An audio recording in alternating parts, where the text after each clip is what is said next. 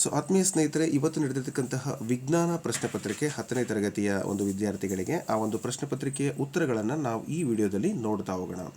So ದಿನಾಂಕ 2/4/2025 ಈ ಒಂದು ಪರೀಕ್ಷೆ ನಡೆದಿತ್ತು. ಇದಕ್ಕೆ ಸಂಬಂಧಪಟ್ಟಂತೆ ಕೆಲವೊಂದು ಕೀ ಆನ್ಸರ್ಗಳನ್ನು ನಾನಿಲ್ಲಿ ತಿಳಿಸ್ಕೊಡ್ತಾ ಇದ್ದೀನಿ. ಮೊದಲಿಗೆ ಭೌತ ವಿಜ್ಞಾನಕ್ಕೆ ಸಂಬಂಧಪಟ್ಟಂತೆ ಪೀನ ದರ್ಪಣಗಳನ್ನು ಎಲ್ಲಿ ಉಪಯೋಗಿಸ್ತಾರೆ ಅಂದರೆ ವಾಹನಗಳ ಹಿನ್ನೋಟ ದರ್ಪಣಗಳಲ್ಲಿ ಉಪಯೋಗಿಸ್ತಾರೆ. ಹಾಗೆ ಸೂರ್ಯನು ವಾಸ್ತವ ಸೂರ್ಯಕ್ಕಿಂತ 2 ನಿಮಿಷ ಮೊದಲು ನಂತರ ಕಾಣುತ್ತೆ. ಯಾಕೆ ಅಂದರೆ ಬೆಳಕಿನ ವಕ್ರೀಭವನ. ಹಾಗೆಯೇ ಕುದುರೆ ಲಾಳಾಕೃತಿ ಬಗ್ಗೆ ಒಂದು ಪ್ರಶ್ನೆ ಕೇಳಿದರು, ಅದು 90 ಡಿಗ್ರಿ. ಸರಿಯಾದ ಉತ್ತರ 90 ಡಿಗ್ರಿ. ನೆಕ್ಸ್ಟು ಒಂದು ರೋಧದ ಚಿಹ್ನೆಯನ್ನು ಕೇಳಿದರು. ಸೊ ರೋಧದ ಚಿಹ್ನೆ ಚಿತ್ರ ಈ ರೀತಿ ಬರುತ್ತೆ. ಇನ್ನು 2 ಕಾಂತೀಯ ಬಲರೇಖೆಗಳು ಒಂದನ್ನೊಂದು ಛೇದಿಸುವುದಿಲ್ಲ, ಈ ವಾಕ್ಯವನ್ನು ಸಮರ್ಥಿಸಿ ಅಂತ ಕೊಟ್ಟಿದ್ದಾರೆ. ಛೇದಿಸುವ ಬಿಂದುವಿನಲ್ಲಿ ದಿಕ್ಸೂಚಿಯು 2 ದಿಕ್ಕುಗಳನ್ನು ಸೂಚಿಸಲು ಸಾಧ್ಯವಿಲ್ಲ. ಹಾಗಾಗಿ 2 ಕಾಂತೀಯ ಬಲರೇಖೆಗಳು ಒಂದನ್ನೊಂದು ಛೇದಿಸುವುದಿಲ್ಲ ಅಂತ ನೀವು ಬರಿಬೇಕಾಗುತ್ತೆ. ನೆಕ್ಸ್ಟ್ ಒಂದು ಮಂಡಲ ಕೊಟ್ಟಿದ್ದಾರೆ, ಅದರಲ್ಲಿ ವಾಹಕದ ಬಿಂದುವಿನ ಸುತ್ತಲೂ ಕ್ಯೂ ಬಿಂದು ಇದೆ ಅಂತ ಹೇಳಿದರೆ ಅದರ ಒಂದು ಕಾಂತ ಕ್ಷೇತ್ರದ ದಿಕ್ಕು ಕೇಳಿದ್ದಾರೆ. ಸೊ ಪಿ ಮತ್ತು ಕ್ಯೂನಲ್ಲಿ ಪಿನಲ್ಲಿ ಏನಾಗಿರುತ್ತೆ ಅಂತ ಹೇಳಿದರೆ ಅಪ್ರದಕ್ಷಿಣೆ ಆಗಿರುತ್ತೆ, ಕ್ಯೂನಲ್ಲಿ ಪ್ರದಕ್ಷಿಣೆ ಆಕಾರದಲ್ಲಿ ಇರುತ್ತೆ. ಓಕೆ. ನೆಕ್ಸ್ಟು ಒಂದು ರೋಹಿತದ ಸಂಯೋಜನೆ ನ್ಯೂಟನ್ ಅವರ ಒಂದು ಚಿತ್ರ ನೀವು ಬರೀತೀರಾ ಅಂತ ಭಾವಿಸ್ತಾ, ಇನ್ನು ಸಮೀಪ ದೃಷ್ಟಿ ದೋಷ ಮತ್ತು ದೂರ ದೃಷ್ಟಿ ದೋಷಕ್ಕೆ ಸಂಬಂಧಪಟ್ಟಂಥ ಒಂದು ಪ್ರಶ್ನೆಯನ್ನು ಕೇಳಿದರು. ಸೊ ಅದನ್ನು ನೋಡ್ತಾ ಹೋಗೋಣ. ಒಂದು ಸೊ ಅದನ್ನು ಆನ್ಸರನ್ನು ನೋಡೋದಾದರೆ, ಸೊ ದೂರದೃಷ್ಟಿ ಮತ್ತು ಇನ್ನೊಂದು ಸಮೀಪ ದೃಷ್ಟಿ. ಸೊ ಮಯೋಪಿಯಾ, ಇನ್ನೊಂದು ಬಂದು ಹೈಪರ್ ಮಯೋಪಿಯಾ ಅಂತ ಕರಿತೀವಿ. ಸೊ ದೂರದೃಷ್ಟಿಯಲ್ಲಿ ಸಮೀಪದ ವಸ್ತುಗಳು ಸ್ಪಷ್ಟವಾಗಿ ಹಾಗೂ ದೂರದ ವಸ್ತುಗಳು ಅಸ್ಪಷ್ಟವಾಗಿ ಕಾಣಿಸ್ತವೆ. ಇದಕ್ಕೆ ಕಾರಣ ಮತ್ತು ಇದನ್ನು ಏನು ಮಾಡ್ತಾರೆ ಅಂದರೆ ನಿಮ್ನ ಮಸೂರವನ್ನು ಬಳಸಿ ಅದನ್ನು ಸರಿ ಮಾಡ್ತಾರೆ. ಇನ್ನು ದೂರದೃಷ್ಟಿ ಅಂದರೆ ದೂರದ ವಸ್ತುಗಳು ಸ್ಪಷ್ಟವಾಗಿ, ಸಮೀಪದ ವಸ್ತುಗಳು ಅಸ್ಪಷ್ಟವಾಗಿ ಕಾಣಿಸುತ್ತೆ. ಇದಕ್ಕೆ ಪೀನ ಮಸೂರವನ್ನು ಬಳಸಿ ಇದನ್ನು ಸರಿ ಮಾಡ್ತಾರೆ. ಯಾವುದಾದ್ರೂ 2 ಕಾರಣಗಳನ್ನು ಕೊಟ್ಟರೆ ಸಾಕು. ಸೊ ನೀವು ಇದರಲ್ಲಿ ಯಾವುದಾದ್ರೂ ಬರೆದಿದ್ದರೂ ಕೂಡ ನಿಮಗೆ ಸರಿಯಾದ ಉತ್ತರ ಅಂತ ಕನ್ಸಿಡರ್ ಮಾಡ್ತಾರೆ. ಓಕೆ. ನೆಕ್ಸ್ಟು ಮುಂದಿನ ಪ್ರಶ್ನೆಯನ್ನು ನೋಡ್ತಾ ಹೋಗೋಣ. ಪೀನ ಮಸೂರದ ಮುಂದೆ ಇದು ನೀವು ಚಿತ್ರ ಬರೆದಿರ್ತೀರಿ ಅಂತ ಭಾವಿಸ್ತೀನಿ. ಪೀನ ಮಸೂರದ ಚಿತ್ರ ಬರೆದು ಅಲ್ಲಿ ಸಂಗಮ ದೂರ, ಪ್ರಧಾನ ಸಂಗಮ, ಅದೆಲ್ಲ ರೇಖಾಚಿತ್ರವನ್ನು ನೀವು ಬರೀಬೇಕು. ಇನ್ನು ಓಮ್ನ ನಿಯಮ ಕೇಳಿದ್ದಾರೆ. ಸೊ ಓಮ್ನ ನಿಯಮ ಮತ್ತು ವಾಹಕದ ರೋಧ ಅವಲಂಬಿಸಿರ್ತಕ್ಕಂಥ ಅಂಶಗಳನ್ನು ಕೇಳಿದ್ದಾರೆ. ಸೊ ಓಮ್ನ ನಿಯಮ ಏನು ಹೇಳುತ್ತೆ ಅದನ್ನು ಕೂಡ ನೋಡೋಣ. ಎಸ್, ಓಮ್ನ ನಿಯಮ ಈ ಥರ ಹೇಳುತ್ತೆ ನೋಡಿ. ನಿಮ್ಮ ಸ್ಕ್ರೀನ್ ಮೇಲ್ಗಡೆ ಓಮ್ನ ನಿಯಮವನ್ನು ನಾನಿಲ್ಲಿ ಡಿಸ್ಪ್ಲೇ ಮಾಡಿದ್ದೀನಿ. ಸ್ಥಿರವಾದ ತಾಪದಲ್ಲಿ ವಿದ್ಯುತ್ ಮಂಡಲದಲ್ಲಿನ ಲೋಹದ ತಂತಿಯ ನಡುವಣ ವಿಭವಾಂತರ ವಿ ಯು ಅದರ ಮೂಲಕ ಹರಿಯುವ ವಿದ್ಯುತ್ ಪ್ರವಾಹಕ್ಕೆ ನೇರ ಅನುಪಾತದಲ್ಲಿರುತ್ತೆ. ಇದು ಓಮ್ನ ನಿಯಮ. ಇದು ಯಾವೆಲ್ಲ ಅಂಶಗಳನ್ನು ಅಂದರೆ ರೋಧ ಅಂತಕ್ಕಂಥದ್ದು ಯಾವ ಅಂಶಗಳನ್ನು ಅವಲಂಬಿಸಿರ್ತದೆ ಅಂತ ಹೇಳಿದರೆ, ವಾಹಕದ ಉದ್ದ, ವಾಹಕದ ಅಡ್ಡ ಕೊಯ್ತು, ವಸ್ತುವಿನ ಪ್ರಾಕೃತಿಕ ಗುಣ ಮತ್ತು ತಾಪ, ಇವುಗಳ ಮೇಲೆ ಅದರ ರೋಧ ನಿರ್ಧಾರ ಆಗುತ್ತೆ. ಸೊ ತುಂಬ ಇಂಪಾರ್ಟೆಂಟ್ ಇದು. ಇದನ್ನು ಕೂಡ ನೀವು ಬರೆದಿರ್ತೀರಿ ಪರೀಕ್ಷೆಯಲ್ಲಿ ಅಂತ ಭಾವಿಸ್ತೀನಿ. ಹಾಗೆ ಈ ವಿಡಿಯೋನ ಕೇವಲ ವಿದ್ಯಾರ್ಥಿಗಳು ಅಷ್ಟೇ ಅಲ್ಲ, ಬೇರೆ ಪರೀಕ್ಷೆಗೆ ಪ್ರಿಪೇರ್ ಆಗ್ತಿರ್ತಕ್ಕಂಥವರು ಕೂಡ ಅದನ್ನು ನೋಡ್ಬೋದು ಅಂತ ಹೇಳ್ತಾ ಮುಂದಿನ ಪ್ರಶ್ನೆಯನ್ನು ನೋಡೋಣ. ಎಸ್, ರೋಧ ಆಯಿತು. ಕಾಂತಕ್ಷೇತ್ರದ ಸಾಪೇಕ್ಷಿತ ಶಕ್ತಿನ ನಿರ್ಧರಿಸಲು ಸಾಕಾಗುವ ಅಂಶ ಯಾವುದು? ಇದನ್ನು ಕೂಡ ನೀವು ಬರೆದಿರ್ತೀರಾ ಅಂತ ಭಾವಿಸ್ತಾ ಮುಂದಿನ ಪ್ರಶ್ನೆಗೆ ಹೋಗ್ತಾ ಇದ್ದೀನಿ. ಪ್ರಶ್ನೆ ಈ ರೀತಿ ಇದೆ. ಎಸ್, ಸೊಲೆನಾಯ್ಡ್, ಇದು ಕೂಡ ನೀವು ಕಳೆದ ಪ್ರಶ್ನೆ ಪತ್ರಿಕೆಗಳಲ್ಲಿ ಬಂದಿದ್ದಂತಹ ಪ್ರಶ್ನೆನೇ, ಅದನ್ನು ಕೂಡ ನೀವು ಬರೆದಿರ್ತೀರಿ. ಭೂ ಸಂಪರ್ಕ ತಂತಿ ಅಂದರೆ ಏನು, ಮತ್ತು ಓವರ್ಲೋಡನ್ನು ತಪ್ಪಿಸಲಿಕ್ಕೆ ಯಾವ ಕ್ರಮಗಳನ್ನು ತೆಗೆದುಕೊಳ್ಬೇಕು, ಅದಕ್ಕೆ ಏನೆಲ್ಲ ಮಾಡಬೇಕು, MCB ಅಥವಾ ಏನು ನಾವು ಫ್ಯೂಸ್ಗಳಂತ ಬರೆಸ್ತೀವಿ ಅವುಗಳನ್ನು, ಮಿನಿಯೇಚರ್ ಸರ್ಕ್ಯೂಟ್ ಬ್ರೇಕರ್ಗಳನ್ನು ಹಾಕ್ತೀವಿ, ಅದೆಲ್ಲವನ್ನು ಕೂಡ ನೀವು ಬರೆದಿರ್ತೀರಿ ಅಂತ ಭಾವಿಸ್ತಾ, ಇನ್ನು ವೋಲ್ಟ್ ಮೀಟರು ಆಮ್ಮೀಟರ್ನ ಹೇಗೆ ಸಂಪರ್ಕ ಮಾಡಬೇಕು, ಹಾಗೆಯೇ ಗೃಹ ವಿದ್ಯುತ್ ಮಂಡಲದಲ್ಲಿ ವಿದ್ಯುತ್ ಉಪಕರಣಗಳನ್ನು ಸಾಮಾನ್ಯವಾಗಿ ಸಮಾಂತರ ಕ್ರಮದಲ್ಲಿ ಸಂಪರ್ಕಿಸ್ತಾರೆ ಯಾಕೆ, ಇವೆಲ್ಲವನ್ನು ಕೂಡ ನೀವು ಮಾಡಿರ್ತೀರಿ ಅಂತ ಭಾವಿಸ್ತಾ ರಸಾಯನಶಾಸ್ತ್ರಕ್ಕೆ ಬರ್ತಾ ಇದ್ದೀನಿ. ಸೊ ಈ ಒಂದು ರಸಾಯನಶಾಸ್ತ್ರದಲ್ಲಿ ಮೊದಲನೇ ಪ್ರಶ್ನೆ ಸಾಬೂನುಗಳಿಗೆ ಸಂಬಂಧಪಟ್ಟಂತೆ ಇತ್ತು. ಸರಿಯಾದ ಉತ್ತರ ಗಡುಸು ನೀರಿನಲ್ಲಿ ಎಣ್ಣೆಯಂತಹ ಕೊಳೆಯನ್ನು ಸುಲಭವಾಗಿ ಸ್ವಚ್ಛಗೊಳಿಸ್ತಕ್ಕಂಥದ್ದು ಸರಿಯಾದ ಉತ್ತರ. ಓಕೆ. ಇನ್ನು CuO+H2 ಉಷ್ಣ ಕೊಟ್ಟಾಗ Cu+H2O ಈ ಒಂದು ರಾಸಾಯನಿಕ ಕ್ರಿಯೆಯಲ್ಲಿ ತಾಮ್ರದ ಆಕ್ಸೈಡ್ ಏನಾಗುತ್ತೆ, ಉತ್ಕರ್ಷಣಗೊಂಡು ತಾಮ್ರ ಉಂಟಾಗುತ್ತೆ. ಸೊ ಆಪ್ಷನ್ ಸಿ ಇದಕ್ಕೆ ಸರಿಯಾದ ಉತ್ತರ ಆಗುತ್ತೆ. ನೆಕ್ಸ್ಟ್, ಕಬ್ಬಿಣದ ಒಂದು ಸಂಕ್ಷಾರಣವನ್ನು ತಡೆಗಟ್ಟುವಂಥ ಯಾವುದಾದ್ರೂ 2 ಕ್ರಮಗಳನ್ನು ಬರೀರಿ ಅಂತ ಕೊಟ್ಟಿದ್ದಾರೆ. ಕಬ್ಬಿಣ ತುಕ್ಕಿಡಿಬಾರ್ದು ಅಂದರೆ ಏನು ಮಾಡಬೇಕು? ಬಣ್ಣ ಬಳಿತೀವಿ, ಗ್ಯಾಲ್ವನೀಕರಣ ಮಾಡ್ತೀವಿ, ಎಣ್ಣೆ ಹಚ್ತೀವಿ, ಮಿಶ್ರ ಲೋಹವನ್ನಾಗಿ ಮಾಡಿರ್ತೀವಿ, ಆಗ ಅದು ತುಕ್ಕುವುದಿಲ್ಲ ಅಥವಾ ಸಂಸ್ಕರಣ ಆಗೋದಿಲ್ಲ. ನೆಕ್ಸ್ಟು, ಸಾರಯುಕ್ತ ಆಮ್ಲವನ್ನು ಸಾರೀಕೃತ ಆಮ್ಲವನ್ನು ಹೇಗೆ ಸಾರಯುಕ್ತಗೊಳಿಸಬೇಕು ಅಂತ ಹೇಳಿದರೆ, ಅದನ್ನು ನಿಧಾನವಾಗಿ ಕುಲುಕುತ್ತಾ ನಿರಂತರವಾಗಿ ಅದಕ್ಕೆ ಹಾಕಿ ನಾವೇನು ಮಾಡ್ತೀವಿ ಅಂತ ಹೇಳಿದರೆ ಆ ಸಾರಯುಕ್ತವನ್ನಾಗಿ ಗೊಳಿಸ್ತೀವಿ, ನಿಮಗೆ ಗೊತ್ತಿದೆ. ಇನ್ನು ಕಮಟುವಿಕೆ ಅಂದರೆ ಏನು, ಅದರ ಒಂದು ಕ್ರಮಗಳನ್ನು ತಿಳಿಸಿ ಅಂತ ಕೊಟ್ಟಿದ್ದಾರೆ. ಕಮಟುವಿಕೆ ಅಂದರೆ ಈ ಕೊಬ್ಬು ಕೊಬ್ಬು ಏನಿದೆಯಲ್ಲ, ಈ ಕೊಬ್ಬನ್ನು ಮತ್ತು ಎಣ್ಣೆಗಳು, ಕೊಬ್ಬು ಮತ್ತು ಎಣ್ಣೆ ದೀರ್ಘಕಾಲದಲ್ಲಿ ಗಾಳಿಯಲ್ಲಿ ತೆರೆದಿಟ್ಟಾಗ ಅವುಗಳ ವಾಸನೆ ಮತ್ತು ರುಚಿ ಬದಲಾವಣೆ ಆಗುತ್ತೆ. ಇದನ್ನು ನಾವು ಕಮಟುವಿಕೆ ಅಂತ ಹೇಳಿ ಕರಿತೀವಿ. ಸೊ ಅದಕ್ಕೆ ತಪ್ಪಿಸ್ಲಿಕ್ಕೆ ನಾವೇನು ಮಾಡ್ತೀವಿ ಅಂದರೆ, ನಿರ್ವಾತ ಪ್ರದೇಶದಲ್ಲಿ ಸಂಗ್ರಹ ಮಾಡಬೇಕು, ಅಂದರೆ ಏರನ್ನು ತೆಗಿತಾರೆ ನೋಡಿ ಅದರಿಂದ, ಅಥವಾ ನೈಟ್ರೋಜನ್ ಅನಿಲವನ್ನು ಹಾಯಿಸ್ತೀವಿ, ಅಥವಾ ಫ್ರಿಜ್ಗಳಲ್ಲಿ ಇಡ್ತೀವಿ. ಸೊ ರೆಫ್ರಿಜಿರೇಟರ್ ಶೀತ ವಲಯದಲ್ಲಿ ಇಟ್ಟಾಗ ಆ ರೀತಿ ಆಗುವಂಥದ್ದನ್ನು ನಾವು ತಪ್ಪಿಸ್ಬೋದು. ನೆಕ್ಸ್ಟ್, ಕಾರಣ ಕೊಡಿ ಅಂತ ಕೊಟ್ಟಿದ್ದಾರೆ. ಸತುವಿನ ಆಕ್ಸೈಡನ್ನು ಉಭಯವರ್ತಿ ಆಕ್ಸೈಡ್ ಅಂತ ಯಾಕೆ ಕರೀತಾರೆ?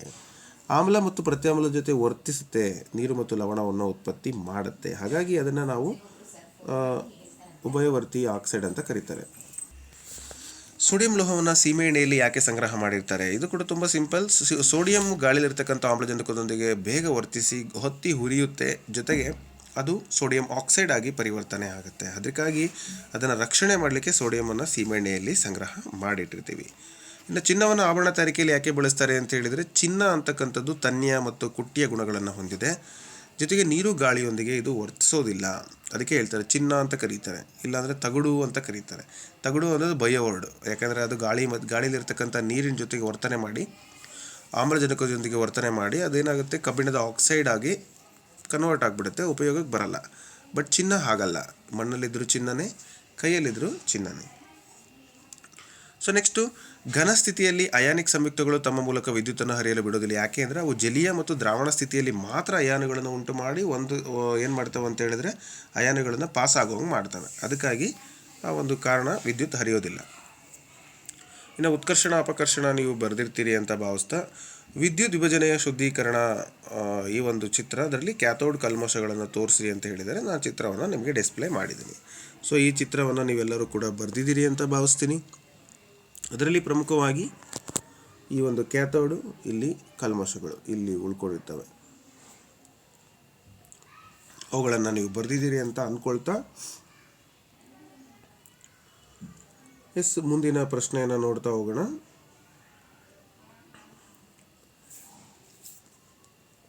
ರಾಸಾಯನಿಕ ಸಮೀಕರಣಗಳನ್ನು ಬರೀರಿ ಅಂತ ಕೊಟ್ಟಿದ್ದಾರೆ, ಅಥವಾ ಅದರ ಬದಲಿಗೆ ನೀವೇನು ಮಾಡ್ಬೋದು ಅಂದರೆ ಸಮೀಕರಣಗಳನ್ನು ಸರಿದೂಗಿಸ್ಬೋದು. ಸೊ ಇಲ್ಲಿ ಸಮೀಕರಣಗಳನ್ನು ನಾನು ಆಲ್ರೆಡಿ ನಿಮಗೆ ಸರಿದೂಗಿಸಿ ಈಗ ಸರಿದೂಗಿಸಿ ಕೊಡ್ತೀನಿ, ಯಾಕೆಂದರೆ ಅಲ್ಲಿ ನಾನು ಸರಿದೂಗಿಸಿ ಫೋಟೋ ಹೊಡೆದಿಲ್ಲ. ನೋಡಿ, ಇಲ್ಲಿ ಏನು ಹಾಕಬೇಕು ಅಂದರೆ ಇಲ್ಲಿ 2 ನೀವು ಹಾಕಬೇಕಾಗುತ್ತೆ, ಮತ್ತು ಇಲ್ಲೂ ಕೂಡ 2 ಹಾಕಬೇಕಾಗುತ್ತೆ. ಅಲ್ಲಿಗೆ ಈಕ್ವೇಷನ್ ಬ್ಯಾಲೆನ್ಸ್ ಆಯಿತು. ನೆಕ್ಸ್ಟು HCl ಮುಂದೆ 2 ಹಾಕಬೇಕಾಗುತ್ತೆ, ಅಲ್ಲಿ ಈ ಈಕ್ವೇಷನ್ ಕಂಪ್ಲೀಟ್ ಆಗಿ, ಮತ್ತು NaCl ಹತ್ರ ಕೂಡ 2 ಹಾಕಬೇಕಾಗುತ್ತೆ, ಇದು 2. ನೆಕ್ಸ್ಟ್ ಇನ್ನೊಂದು ಈಕ್ವೇಷನ್ನು N2H ಮುಂದೆ 3 ಹಾಕಬೇಕಾಗುತ್ತೆ, ಇಲ್ಲಿ ಕೊನೆಯಲ್ಲಿ ಇಲ್ಲಿ 2 ಹಾಕಬೇಕಾಗುತ್ತೆ. ನೋಡಿ, ಇಷ್ಟೇ ಈಕ್ವೇಷನ್ ಬ್ಯಾಲೆನ್ಸ್ ಆಗುತ್ತೆ. ನೀವು N ಎಷ್ಟಿದ್ದಾವೆ H ಎಷ್ಟಿದ್ದಾವೆ ನೀವು ಕೌಂಟ್ ಮಾಡಿ ನೋಡ್ಬೋದು. ಒಂದು ಎಕ್ಸಾಂಪಲ್, ಈ ಲಾಸ್ಟ್ನ ಈಕ್ವೇಷನ್ ನೋಡೋದಾದರೆ N ಅಂತಕ್ಕಂಥದ್ದು 2 ಇದೆ, ಇಲ್ಲಿ 2 ಆಗುತ್ತೆ, ಇಲ್ಲಿ 3 2 6 H ಆಗ್ತವೆ, ಇಲ್ಲೂ ಕೂಡ 3 2 6 H ಆಗುತ್ತೆ. ಸೊ ಕ್ಲಿಯರ್ ಆಯಿತಾ? ಇದನ್ನು ಕೂಡ ನೀವು ಬರೆದಿದ್ದೀರಿ ಅಂತ ಭಾವಿಸ್ತಾ ಮುಂದಿನ ಪ್ರಶ್ನೆಗಳನ್ನು ನೋಡ್ತಾ ಹೋಗೋಣ. ಇಲ್ಲಿ ಈ ವಸ್ತುಗಳನ್ನು ಬಳಸಿಕೊಂಡು ಚೆಲುವೆ ಪುಡಿಯನ್ನು ಹೇಗೆ ತಯಾರಿಸುವಿರಿ ಅಂತ ಕೊಟ್ಟಿದ್ದಾರೆ. ಸೊ ನೀವು ಮಾಡಿರ್ತೀರಿ ಅಂತ ಭಾವಿಸ್ತಾ, ಹಾಗೆ ನೀಲಿ ಲಿಟ್ಮಸ್ ಕಾಗದವನ್ನು ಉಪಯೋಗಿಸ್ಕೊಂಡು ಅದು ಪ್ರತ್ಯಾಮ್ಲ ಅಂತ ಹೇಗೆ ಗುರುತಿಸುವಿರಿ ಅಂತ ಕೊಟ್ಟಿದ್ದಾರೆ.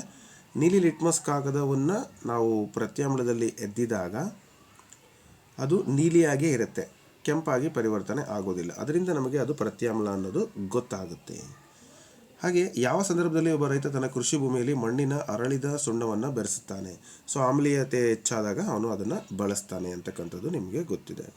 ಇನ್ನು ಕೆಳಗಿನ ರಾಸಾಯನಿಕ ಸಮೀಕರಣಗಳನ್ನು ಬರೆಯಿರಿ. ಸೊ ಇದು ಕೂಡ ನಾನು ಇವಾಗ ನಿಮ್ಗೆ ಜಸ್ಟ್ ತಿಳಿಸ್ಕೊಟ್ಟಿದ್ದೀನಿ, ಅಂದರೆ ಮತ್ತೆ ನಿಮಗೆ ಆನ್ಸರನ್ನು ಇಲ್ಲಿ ಬರೆದು ಫೋಟೋ ತೋರಿಸ್ತಾ ಇದ್ದೀನಿ. ಆಲ್ರೆಡಿ ನೀವು ನೋಡ್ಕೊಂಡಿದ್ದೀರಿ ಅದನ್ನು ಅಂತ ಹೇಳ್ತಾ ಮುಂದಿನ ಪ್ರಶ್ನೆಗಳು ಇವು 5 ಅಂಕಕ್ಕೆ ಇರೋದ್ರಿಂದ ಇಲ್ಲಿ ಲಾಸ್ಟ್ನೇದು ಏನಿದೆ ಇದು 1, ಇವು 2 ಮಾರ್ಕ್ಸಿಗೆ ಇರುತ್ತೆ. ಸೊ 2 ಇದು 1, ಅಲ್ಲಿಗೆ 5 ಅಂಕ ಆಯಿತು. ಪರ್ಯಾಪ್ತ ಮತ್ತು ಅಪರ್ಯಾಪ್ತ ಕಾರ್ಬನ್ಗಳ ನಡುವಿನ ಯಾವುದಾದ್ರೂ 2 ವ್ಯತ್ಯಾಸಗಳನ್ನು ತಿಳಿಸಿ ಅಂತ ಕೊಟ್ಟಿದ್ದಾರೆ. ರಚನಾ ಸಾಮಗ್ರಿಗಳು ಅಂದ್ರೇನು ಅದರ ಒಂದು ಪ್ರಶ್ನೆ ಕೊಟ್ಟಿದ್ದಾರೆ. ಮೀಥೇನ್ ಅಣುವಿನ ಒಂದು ಎಲೆಕ್ಟ್ರಾನಿಕ್ ಚುಕ್ಕಿ ವಿನ್ಯಾಸ ತಿಳಿಸಿ ಅಂತ ಕೊಟ್ಟಿದ್ದಾರೆ. ಸೊ ಎಲ್ಲದಕ್ಕೂ ಉತ್ತರಗಳನ್ನು ನೋಡ್ತಾ ಹೋಗೋಣ. ಸೊ ಮೊದಲು ಪರ್ಯಾಪ್ತ ಮತ್ತು ಅಪರ್ಯಾಪ್ತ ಹೈಡ್ರೋಕಾರ್ಬನ್ಗಳು ಅಂದರೆ ಏನಂತ ಕೊಟ್ಟಿದ್ದಾರೆ ನೋಡ್ಬೋದು. ಪರ್ಯಾಪ್ತ ಅಂದರೆ ಕಾರ್ಬನ್ ನಡುವೆ ಏಕಬಂಧ ಇರುತ್ತೆ, ಬಟ್ ಅಲ್ಲಿ ದ್ವಿಬಂಧ ತ್ರಿಬಂಧ ಇರುತ್ತೆ. ಅಪರ್ಯಾಪ್ತದಲ್ಲಿ ಇಲ್ಲಿ ಕಡಿಮೆ ಕ್ರಿಯಾಶೀಲತೆ ಇರುತ್ತೆ, ಅಲ್ಲಿ ಹೆಚ್ಚು ಕ್ರಿಯಾಶೀಲತೆಯನ್ನು ನಾವು ನೋಡ್ತೇವೆ. ಓಕೆ, ಸೊ ಅದು ನಿಮಗೆ ಗೊತ್ತಿರಲಿ. ಇನ್ನು ಮುಂದಿನ ರಚನಾ ಸಮಾಂಗಿಗಳ ಮೇಲೆ ಪ್ರಶ್ನೆ ಕೇಳಿದ್ರಲ್ವ, ಸೊ ಅದ್ರ ಮೇಲೆ ಉತ್ತರ ಇಲ್ಲಿದೆ ನೋಡಿ. ಒಂದೇ ಅಣುಸೂತ್ರ ಆದರೆ ವಿಭಿನ್ನ ರಚನೆಯನ್ನು ಹೊಂದಿರತಕ್ಕಂತಹ ಸಂಯುಕ್ತಗಳನ್ನು ರಚನಾ ಸಮಾಂಗಿಗಳು ಅಂತ ಕರೀತಾರೆ. ಬ್ಯೂಟೇನ್ C4H10 ಅಂತ ಇದೆ. ಸೊ ಇದ್ರ ಮೇಲೆ ನೀವೇನು ಮಾಡ್ಬೋದು, ರಚನಾ ಸಮಾಂಗಿಗಳ ಮೇಲೆ ಅದನ್ನು ಬರೆದು ತೋರಿಸ್ಬೋದು. ಹಾಗೆಯೇ ಮತ್ತೊಂದು ಪ್ರಶ್ನೆಯನ್ನು ಕೊಟ್ಟಿದ್ದರು. ಯಾವ ಪ್ರಶ್ನೆ ಅಂತ ಹೇಳೋದಾದರೆ, ಮೀಥೇನ್ ಅಣುವಿನ ಎಲೆಕ್ಟ್ರಾನಿಕ್ ಚುಕ್ಕಿ ವಿನ್ಯಾಸವನ್ನು ತಿಳಿಸಿ ಅಂತ ಕೊಟ್ಟಿದ್ದರಲ್ವಾ. ಓಕೆ, ಇಲ್ಲಿದೆ ನೋಡಿ. ಸೊ ಈ ಒಂದು ಚಿತ್ರವನ್ನು ನೀವು ಬರಿಬೇಕಾಗ್ತದೆ. ಓಕೆ, ಇಷ್ಟು ತುಂಬ ಸಿಂಪಲ್ಲಾಗಿ ನೀವು ಆ ಚಿತ್ರವನ್ನು ಬರೆದಿದ್ದೀರಾ ಅಂತ ಭಾವಿಸ್ತೀನಿ. ಇನ್ನು ಮುಂದಿನ ಪ್ರಶ್ನೆಯನ್ನು ನೋಡೋಣ. ನೆಕ್ಸ್ಟ್ ಕ್ವಶನ್ ಬಂದು ಇಲ್ಲಿ ಜೀವಶಾಸ್ತ್ರಕ್ಕೆ ಸಂಬಂಧಪಟ್ಟಂಥ ಪ್ರಶ್ನೆಗಳು ಬಂತು. ಜೀವಕೋಶದಲ್ಲಿ ಪ್ರೋಟೀನ್ ತಯಾರಿಕೆಗಾಗಿ ಮಾಹಿತಿಯ ಮೂಲ ಯಾವುದು ಅಂತ ಕೊಟ್ಟಿದ್ದಾರೆ. ಸೊ ಅದಕ್ಕೆ ಸರಿಯಾದ ಉತ್ತರ ಬಂದು DNA ಆಗಿರುತ್ತೆ. ಸೊ DNA ಆಗುತ್ತೆ. ನೆಕ್ಸ್ಟ್ ಕ್ವಶನ್ನು, ರಕ್ತದಲ್ಲಿ ಸಕ್ಕರೆ ಮಟ್ಟ ಹೆಚ್ಚಾಗುವುದು ಇನ್ಸುಲಿನ್ ಹಾರ್ಮೋನಿನ ಕಡಿಮೆ ಸ್ರವಿಕೆ ಕುತ್ತಿಗೆಯಲ್ಲಿ ಅದಕ್ಕೆ ಕಾರಣ ಆಗುತ್ತೆ. ಇನ್ನು ಕುತ್ತಿಗೆಯಲ್ಲಿ ಊದಿಕೊಳ್ಳೋದು ಏನಕ್ಕೆ ಅಂದರೆ ಥೈರಾಕ್ಸಿನ್ ಹಾರ್ಮೋನಿನ ಕಡಿಮೆ ಸ್ರವಿಕೆಯಿಂದ. ಸೊ ಇದು ಆಯ್ಕೆ 1ರಲ್ಲಿ ಈ ಉತ್ತರವನ್ನು ನಾವು ನೋಡ್ತಾ ಇದ್ದೀವಿ. ಇನ್ನು ಸ್ಪೈರೋಗೈರಾ ಅಂತಕ್ಕಂಥದ್ದು ಅಲೈಂಗಿಕ ಸಂತಾನೋತ್ಪತ್ತಿಯಲ್ಲಿ ಬರುತ್ತೆ, ಅದು ತುಂಡರಿಕೆ ಸರಿಯಾದ ಉತ್ತರ ಆಗುತ್ತೆ. ಇನ್ನು ಓಝೋನ್ನ ಕಾರ್ಯ ಏನು? ಓಝೋನ್ ನೇರಳಾತೀತ ಕಿರಣ ಅಥವಾ ಅಲ್ಟ್ರಾವೈಲೆಟ್ ರೇಡಿಯೇಷನ್ಸ್ಗಳಿಂದ ನಮ್ಮನ್ನು ರಕ್ಷಣೆ ಮಾಡುತ್ತೆ ಅಥವಾ ಭೂಮಿಯನ್ನು ರಕ್ಷಣೆ ಮಾಡುತ್ತೆ. ಇನ್ನು ನರಕೋಶ ಅಥವಾ ನ್ಯೂರಾನ್ ಅಂದ್ರೇನು? ನರವ್ಯೂಹದ ರಚನಾತ್ಮಕ ಮತ್ತು ಕಾರ್ಯಾತ್ಮಕ ಘಟಕವನ್ನು ಆ ರೀತಿ ಕರಿತೀವಿ. ಇನ್ನು ದ್ಯುತಿಸಂಶ್ಲೇಷಣ ಕ್ರಿಯೆಗೆ ಸಂಬಂಧಪಟ್ಟಂತೆ ಕೊಟ್ಟಿದ್ದರು ಸೆಂಟೆನ್ಸ್ಗಳನ್ನು ರೀಅರೇಂಜ್ ಮಾಡಿ ಅಂತ. ಮೊದಲನೇದು, ಎರಡನೇದು, ಮೂರನೇದು, ನಾಲ್ಕನೇದು. ಸೊ ಓದ್ಕೊಂಡಿದ್ದೀರಿ ಅಂತ ಭಾವಿಸ್ತಾ ಮುಂದಿನ ಪ್ರಶ್ನೆಗೆ ಹೋಗ್ತೀನಿ. ಆಕ್ಸಿನ್ಗಳು ಹಾಗೆ ಅಡ್ರಿನಲ್ ಇದ್ರ ಬಗ್ಗೆ ನೀವು ಬರೆದಿದ್ದೀರಿ ಅಂತ ಭಾವಿಸ್ತಾ, ಹಾಗೆ ಆಹಾರ ಸರಪಳಿ ಶಲಾಕಾಗ್ರೆಯನ್ನು ತೋರಿಸುವ ಚಿತ್ರ. ಸೊ ನಾನು ಆಗಲೇ ನಿಮಗೆ ಡಿಸ್ಪ್ಲೇಯಲ್ಲಿ ತೋರಿಸಿದ್ದೆ, ಐ ಥಿಂಕ್ ಶಲಾಕಾಗ್ರ. ಈ ಚಿತ್ರವನ್ನು ನೀವಲ್ಲಿ ಬರಿಬೇಕಾಗುತ್ತೆ. ಶಲಾಕನಳಿಕೆ ಪರಾಗಕೋಶ. ಓಕೆ, ನೆಕ್ಸ್ಟ್ ಬಂದು ಮುಂದಿನ ಪ್ರಶ್ನೆ. ಮಾನವನ ಜೀರ್ಣನಾಳದಲ್ಲಿ ಇವುಗಳ ಕೆಲಸವೇನು? ಈ ಕಿಣ್ವಗಳ ಕೆಲಸ ಏನು ಅಂತ ಕೊಟ್ಟಿದ್ದರು. ಅದರಲ್ಲಿ ಟ್ರಿಪ್ಸಿನ್ ಇದು ಪ್ರೋಟೀನ್ನ ಜೀರ್ಣಕ್ರಿಯೆ ಮಾಡುತ್ತೆ, ಅಂದರೆ ಪಾಲಿಪೆಪ್ಟೈಡನ್ನಾಗಿ ಅದು ಪರಿವರ್ತನೆ ಮಾಡುತ್ತೆ. ಇನ್ನು ಅಮೈಲೇಸ್ ಬಂದು ಕೊಬ್ಬಿನ ಆಮ್ಲ ಮತ್ತು ಗ್ಲಿಸರನ್ನನ್ನಾಗಿ ಪರಿವರ್ತನೆ ಮಾಡುತ್ತೆ. ಇನ್ನು ಲೈಪೇಸ್ ಬಂದು ಪಿಷ್ಟವನ್ನು ಮಾಲ್ಟೋಸ್ ಅಥವಾ ಸಕ್ಕರೆಯನ್ನಾಗಿ ಪರಿವರ್ತನೆ ಮಾಡುವ ಕೆಲಸ ಮಾಡುತ್ತೆ. ಇದನ್ನು ನೀವು ಸೆಂಟೆನ್ಸ್ ಆಗಿ ಬರೆದಿದ್ದೀರಿ ಅಂತ ಭಾವಿಸ್ತಾ, ಲೈಂಗಿಕ ರೀತಿಯ ಸಂತಾನೋತ್ಪತ್ತಿ ಹೆಚ್ಚು ವಿಭಿನ್ನತೆಯನ್ನು ಉಂಟು ಮಾಡುತ್ತೆ ಏಕೆ? ಮತ್ತು ಜರಾಯುವಿನ ಪಾತ್ರ. ಈ 2 ಪ್ರಶ್ನೆಗಳಿಗೆ ಉತ್ತರ ನೋಡಿ.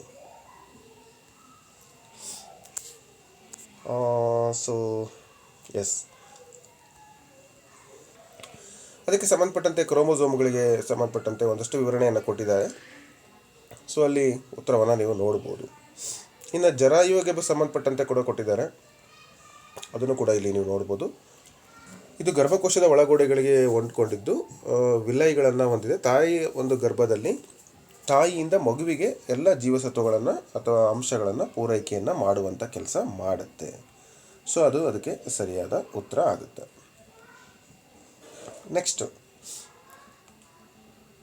ಸೊ ಮುಂದಿನ ಪ್ರಶ್ನೆ ಬಂದು, ಸ್ತ್ರೀಯರಲ್ಲಿ ಋತುಚಕ್ರ ಹೇಗೆ ಉಂಟಾಗುತ್ತದೆ? ಮಾನವರ ಪುರುಷ ಸಂತಾನೋತ್ಪತ್ತಿ ವ್ಯೂಹದಲ್ಲಿ ವೃಷಣಗಳು ಕಿಬ್ಬೊಟ್ಟೆಯ ಹೊರಗೆ ವೃಷಣ ಚೀಲದಲ್ಲಿ ಇರ್ತವೆ ಏಕೆ ಅಂತ ಕೊಟ್ಟಿದ್ದಾರೆ. ಸೊ ಇಲ್ಲಿ ನೀವು ಋತುಚಕ್ರದ ಬಗ್ಗೆ ಒಂದು ಪ್ರಶ್ನೆಯನ್ನು ಕೊಟ್ಟಿದ್ದಾರೆ. ಅದಕ್ಕೆ ಮುಂಚೆ ಈ ಒಂದು ಪ್ರಶ್ನೆ ನೋಡೋಣ. ಇದು ಯಾಕೆ ಅಂತ ಹೇಳಿದರೆ, ಮನುಷ್ಯನ ದೇಹದಲ್ಲಿ ರಕ್ತ ಪರಿಚಲನೆ ಆಗ್ತಾ ಇರುತ್ತೆ. ಮನುಷ್ಯನ ಅಂದರೆ ಒಂದು ದೇಹದಲ್ಲಿ ಇರ್ತಕ್ಕಂಥ ಉಷ್ಣತೆಯಿಂದಾಗಿ ಆ ವೃಷಣಗಳಲ್ಲಿ ಒಂದು ಗಂಡು ಲಿಂಗಾಣುಗಳು ಸಾಯುವಂಥ ಸಾಧ್ಯತೆ ಇರುತ್ತೆ. ಸೊ ಅದಕ್ಕೆ ಸಂಬಂಧಪಟ್ಟಂತೆ ಆ ಒಂದು ಗಂಡು ಲಿಂಗಾಣುಗಳ ಒಂದು ಉಷ್ಣಾಂಶದ ನಿಯಂತ್ರಣಕ್ಕಾಗಿ ಅವು ಕಿಬ್ಬೊಟ್ಟೆಯ ಕೆಳಗಡೆ ಇರ್ತಕ್ಕಂಥದ್ದು ನಮಗೆ ಗೊತ್ತಿದೆ. ನೆಕ್ಸ್ಟು ಸ್ತ್ರೀಯರಲ್ಲಿ ಋತುಚಕ್ರ ಹೇಗೆ ಉಂಟಾಗುತ್ತದೆ ಮತ್ತು ಮಾನವನ ಮೆದುಳನ್ನು ಎರಡನ್ನೂ ಕೂಡ ಚಿತ್ರವನ್ನು ನೋಡಿಬಿಡೋಣ. ಸೊ ಮಾನವನ ಮೆದುಳು ಮೊದಲು ನೋಡ್ಕೊಳ್ಳಿ. ಮಾನವನ ಮೆದುಳಿನ ಚಿತ್ರ ಈ ರೀತಿ ಇದೆ, ಮಹಾಮಸ್ತಿಷ್ಕ ಮತ್ತು ಎಲ್ಲ ಭಾಗಗಳು. ಸೊ ಅದೇ ರೀತಿ ಋತುಚಕ್ರ ಹೇಗೆ ಉಂಟಾಗುತ್ತದೆ ಅಂತ ಕೂಡ ಕೊಟ್ಟಿದ್ದಾರೆ ಇಲ್ಲಿ, ಅದನ್ನು ಕೂಡ ನೀವು ನೋಡ್ಬೋದು. ಸೊ ನಾನು ಎಕ್ಸ್ಪ್ಲೈನ್ ಮಾಡಲಿಕ್ಕೆ ಹೋಗಲ್ಲ, ಅಲ್ಲಿ ಇರ್ತಕ್ಕಂಥ ಅಂಶಗಳನ್ನು ಓದ್ಕೊಳ್ಳಿ. ಓಕೆ, ಸೊ ಇದಿಷ್ಟು. ಇನ್ನು ರಕ್ತದಲ್ಲಿ ಹಿಮೋಗ್ಲೋಬಿನ್ ವರ್ಣಕ ಮತ್ತು ಹಾಗೆ ಸಸ್ಯಗಳಲ್ಲಿ ಕಂಡುಬರುವ ವಿಸರ್ಜನಾ ತಂತ್ರಗಳು ಯಾವ್ಯಾವು ಇವೆಲ್ಲವನ್ನು ಕೂಡ ನೀವು ಬರೆದಿದ್ದೀರಿ ಅಂತ ಭಾವಿಸ್ತಾ, ಇದಿಷ್ಟು ಈ ಒಂದು ವಿಜ್ಞಾನ ಪ್ರಶ್ನೆ ಪತ್ರಿಕೆಯಲ್ಲಿ ಬಂದಂಥ ಪ್ರಶ್ನೆಗಳಿಗೆ ಉತ್ತರಗಳನ್ನು ಕೊಡುವಂಥ ಪ್ರಯತ್ನ ನಂದಾಗಿತ್ತು. ಈ ಪ್ರಯತ್ನ ನಿಮಗೆ ಇಷ್ಟ ಆಗಿದರೆ ಲೈಕ್ ಮಾಡಿ ಹಾಗೂ ನಿಮ್ಮ ಅನಿಸಿಕೆಗಳನ್ನು ಕಮೆಂಟ್ ಮೂಲಕ ನನಗೆ ತಿಳಿಸ್ಕೊಡಿ. ಧನ್ಯವಾದಗಳು.